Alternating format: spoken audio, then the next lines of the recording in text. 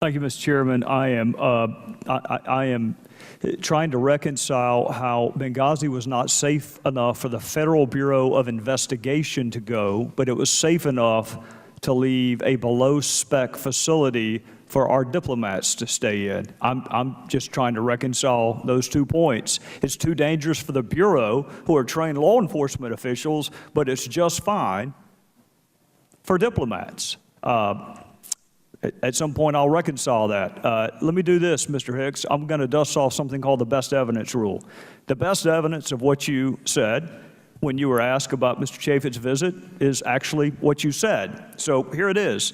Those instructions were to arrange the visit in such a way that Representative Chaffetz and his staff would not have the opportunity to interview myself, John Martinic, and David McFarland alone.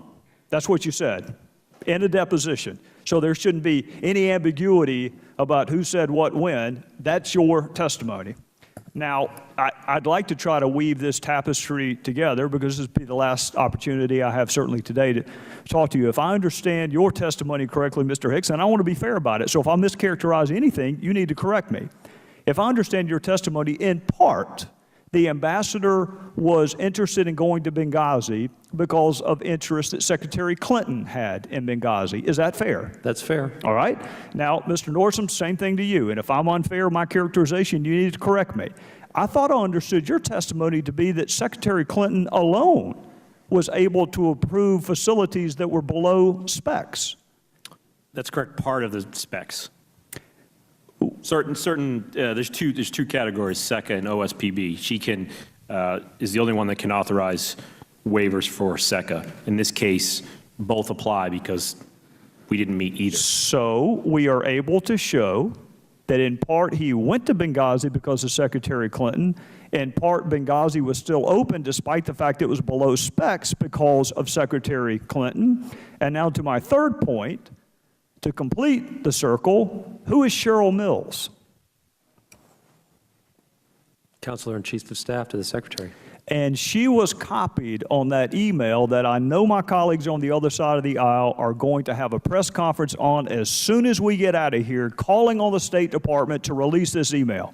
I know it, because I have heard all afternoon about denying access to documents, and they do not want to deny the public or the media access to this document. So I know they're going to call on the State Department to release this non-classified email, which Cheryl Mills was copied on, which demonstrably undercuts Susan Rice's talking points.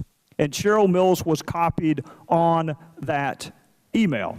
Mr. Gowdy, if I could add, Cheryl Mills was also the person that led our preparation for our October testimony. I'd never met her before, but that was explained to me who she was afterwards. And apparently, she was also less than pleased with Mr. Chaffetz's visit to Libya, if I understood that testimony correctly, which I find stunning. He's a subcommittee chairman on oversight, one of the more decent human beings I've ever met. I've never known him to inspire that strong of emotion in anyone other than Ms. Mills. Let me say this to you, Ambassador, in conclusion. You have made a compelling case today for why it is important to tell other countries the truth.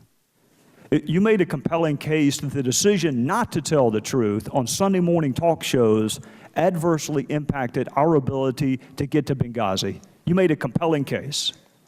All three of you have made a compelling case today on why it is important for government to tell the truth to its own citizens. So you made the case why we have to tell the truth to other countries, and you made the case on why you have to tell the truth to your own citizens. So if anyone wants to know what difference does it make, if anyone wants to ask what difference does it make, it always matters whether or not you can trust your government. And to the families, we're going to find out what happened in Benghazi, and I don't give a damn whose career is impacted. We're going to find out what happened. And with that, I would yield back. Would the gentleman yield?